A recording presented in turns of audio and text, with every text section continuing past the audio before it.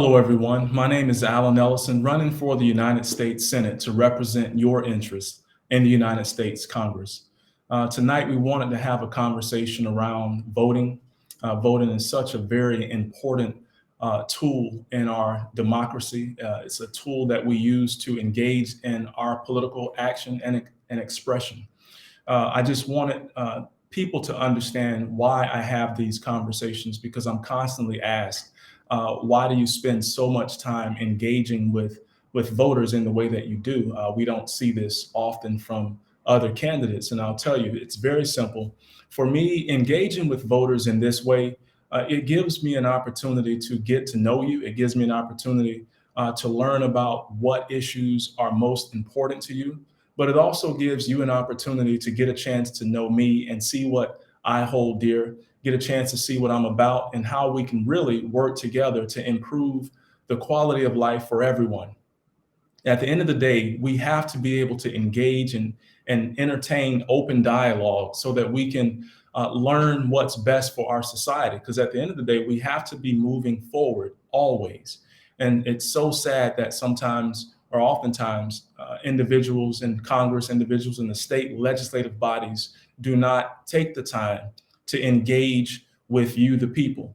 It is so important for you to have a voice. It is so important for members who are in offices like Congress and state legislative bodies to be able to hear you. Because if they can't hear you, how can they write policy that's going to directly and positively impact your life?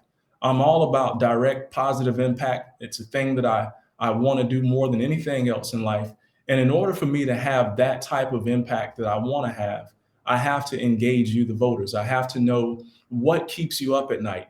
I need to know what's bothering you so that I can help put together policy to change your world. And so whenever I talk about impact, whenever I talk about change, I can't help but not involve the concept of voting. And if we're all going to play our part, then at the very least, we need to be able to do our best to vote.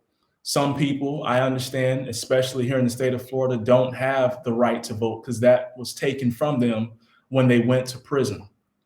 Now that people come out of prison, a lot of people are trying desperately to get that right back. So for those of you who have been taken advantage of by the system and you cannot vote, I understand. I will do everything in my power from a legislative standpoint in Congress to ensure that each and every one of you be able to have the right to vote, be able to exercise that right that people have literally fought, died, and sacrificed so much to make sure that each and every one of us can exercise that right to vote. Voting is really the cornerstone of our democracy. And voting and our democracy works best when each and every one of us can exercise that right. I want to challenge people that if you're not registered to vote, please go and get registered. You can go down to your local supervisor of elections office and you can register to vote and you can play your part. Oftentimes, people don't want to vote because they feel as if leaders in Congress and leaders in elected office are not going to take what they hold dear to heart, and they're not going to do what they need them to do, and that they're only going to do what they want to do. And that is understandable. I hear this argument all the time. But you, as a voter, you have the power to change that. You can change that by voting those types of leaders out of office.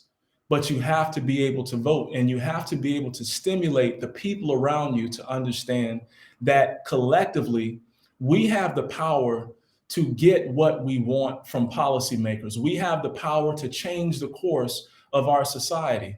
And all we have to do is to collectively vote, bring awareness on the issues that matter to us, because it seems as if the issues that matter to us do not matter to those who actually write the laws. So we can change that by voting those individuals out. If you are already registered to vote, work diligently to get other people registered to vote. This election is going to be so important because there are so many issues at stake. And we have the opportunity to make sure that those issues are on the forefront of legislative officials' minds so that we can get what we need. I am always interested in improving the quality of life for everyone. But in order to do that, we have to look at a wide range of issues. I don't believe that there is a single issue voter.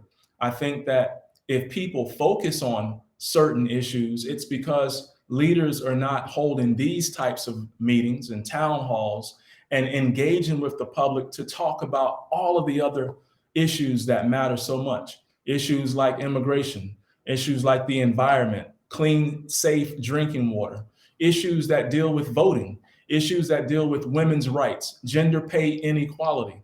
We have to look at these issues because they are going to literally impact someone somewhere each and every day that we are on this earth. And it's so important that we educate our public to all of the different issues. There are 55,000 laws on the book, and those laws are attached to 55,000 different issues.